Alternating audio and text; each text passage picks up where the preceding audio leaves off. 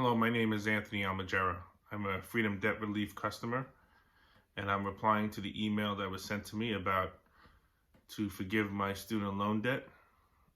You guys would help pay it off, and it's in regards to what I would tell my younger self to avoid the debt and be better financially prepared for the future. Um, that's a hard one. There were a lot of factors into me taking out student loans at the time. I was trying to get back on my feet from a pretty rough childhood where I left home at 19 and decided to start school a little later in life. And when I went back to college, I had initially attempted to go to college in the 90s and it didn't work out well for a semester. And then I decided I wanted to go back. I had just lost my place to live and I was homeless for about 2 years. So the loans were a bit of a lifeboat for me. You know, I was able to pay some bills and feed myself and a few other things while trying to go back to school to try and turn some of my circumstances around. I was able to become an EMT, and then I became a EMT for the fire department in New York City. And then I went off to become a paramedic for the fire department in New York City. And I'm currently a lieutenant for the fire department in New York City, EMS. I work in the EMS side. It's been a rewarding career, but the loans that I took out to help pay for school and just to get me by have been around my neck the entire time. It's hard to get things done that I want to get done. I mean, I have a job and I make a decent salary, but I also live in New York City, and it's been hard to pay bills and save money. And you know, in EMS, we're not paid like the other 911 responders, so I make substantially less than firefighters and cops. I work 2 to 3. Right now, I work 3 jobs to just get by, and you know, do a few things like take a vacation once in a while.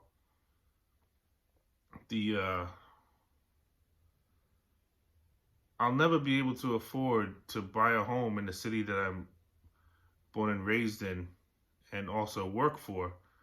And the student loan debt is a big portion of that. It just continues to grow, and no matter how many times I try and put a chunk here or a little down more here, I can never get ahead of it. It's daunting that I'm going to be almost retired and I'll still have student loan debt. I know I needed it then. You know, when you're homeless, you need it. If I can go back and change something in the past, what I would tell my younger self is, don't be so hard on yourself for taking it out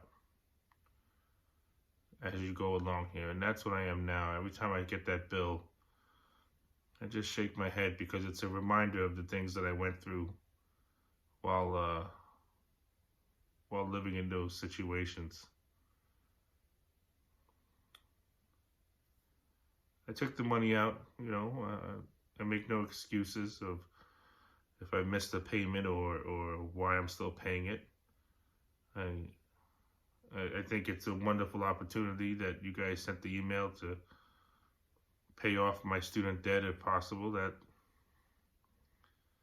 That'd be a home run. But if I could tell other people is, I know the situations everyone's in you may not be able to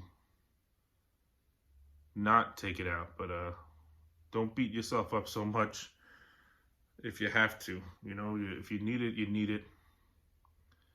Try your best to only take out a minimal amount.